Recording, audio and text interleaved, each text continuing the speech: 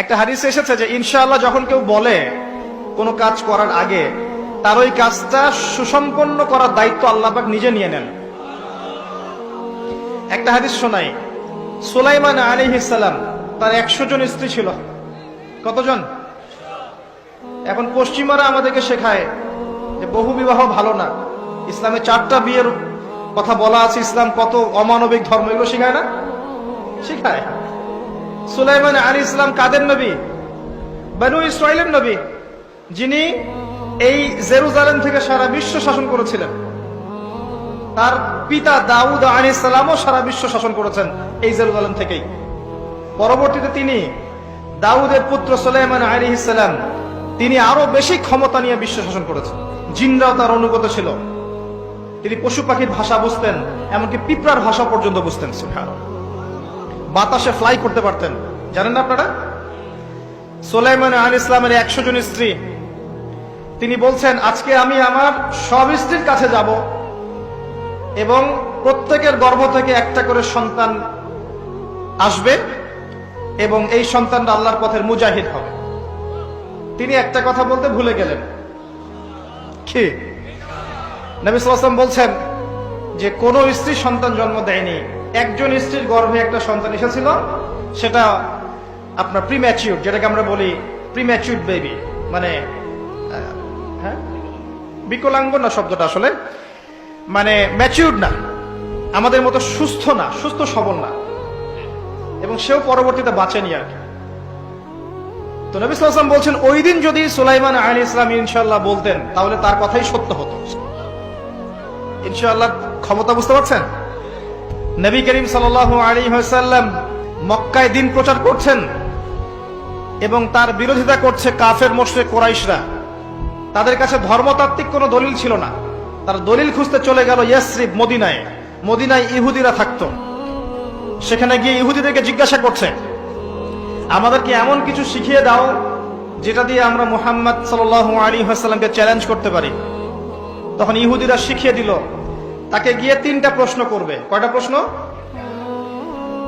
এই 3টা প্রশ্নের উত্তর যদি সে দিতে পারে নিঃসন্দেহে সে একজন নবী, কোনো সন্দেহ নাই। আর যদি এই 3টার উত্তর দিতে না পারে বুঝে নিবে সে মিথ্যাবাদী, সে নবী নয়। কত বড় প্রশ্ন তাহলে! কারা শিখিয়ে দিল? ইহুদিরা। 1 নাম্বার, তাকে গিয়ে জিজ্ঞাসা করবে আসহাবুল কাহাফের কি হয়েছিল, গুহাবাসী যুবকদের কি হয়েছিল। 2 নাম্বার, তাকে গিয়ে জিজ্ঞাসা করবে যে যুলকারনাইন বাদশা, যে পৃথিবীর পূর্ব থেকে পশ্চিম পর্যন্ত শাসন করেছে, তার কি হয়েছিল। এবং 3 নাম্বার, তাকে জিজ্ঞাসা করবে আত্মা কাকে বলে, রূহ কাকে বলে। যদি উত্তর দিতে পারে সে নিঃসন্দেহে নবী, যদি না পারে বুঝে নিবে সে নবী নয়। তারা চলে আসলো। নবী সাল্লাল্লাহু আলাইহি ওয়াসাল্লাম কাবা ঘরের সামনে ছিলেন। তাকে জিজ্ঞাসা করলো, হে মুহাম্মদ সাল্লাল্লাহু আলাইহি ওয়াসাল্লাম, বলো তুমি যদি নবী হয়ে থাকো তাহলে বলো এই 3টার উত্তর কি।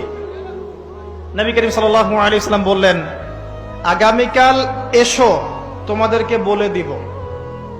আগামীকাল এসো তোমাদেরকে বলে দিব। তিনি একটা শব্দ বলতে ভুলে গিয়েছিলেন। কি সেটা? ইনশাআল্লাহ। আল্লাহ পাক নবীদের ছোট ছোট ভুল ধরতেন। যে যত বড় মুমিন হবে তার ভুল তত বেশি দেখা হয়, তাই না? দেখবেন একজন মানুষ দিনের জন্য কিছুই করেনি সারা জীবন, তার পিছনে মানুষ ব্যস্ত হবে না। যে তার পুরো জীবন যৌবন দিনের জন্য ঢেলে দিচ্ছে, তার পিছনে মানুষ লেগে থাকবে। এমন না ব্যাপারটা? নামাজ পড়ে না, তাকে দেখবেন তাকে নিয়ে খুব একটা মাথা ব্যথা নাই। যে 5 ওয়াক্ত নামাজ পড়ে, নামাজ একটু ভুল হচ্ছে, ওকে নিয়ে মাথা ব্যথা। আমাদের সাইকোলজি এরকম। তো নবী সাল্লাল্লাহু আলাইহি ওয়াসাল্লামের এই ভুলে যাওয়াটাকে আল্লাহ পাক সংশোধন করার জন্য এবং আমাদেরকে শিক্ষা দেওয়ার জন্য আল্লাহ পাক এটাকে ধরলেন এবং কিছু সময় ওহী বন্ধ হয়ে গেল, অল্প সময়। এদিকে মক্কার কুরাইশরা তো উৎফুল্ল, সে তো বলেছিল আগামীকাল উত্তর দিবে, এখন উত্তর দিতে পারছে না। আর নবী সাল্লাল্লাহু আলাইহি ওয়াসাল্লাম ভেবেছিলেন যে জিবরাইল আলাইহিস সালাম তো তার কাছে আসেন, আসলে জিজ্ঞাসা করলেই তিনি বলে দিবেন।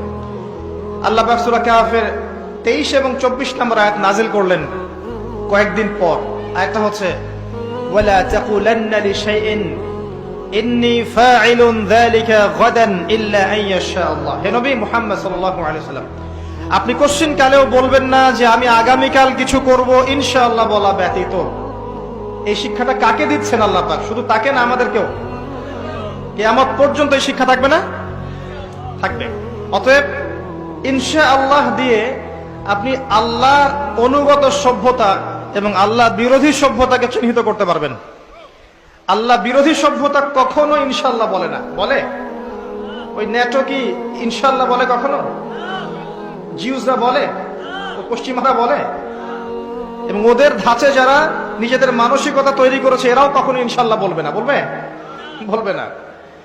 কিন্তু আল্লাহর বান্দারা বলবে ইনশাআল্লাহ আমি আগামীকাল করব, তাই বলবে না? ইনশাআল্লাহ।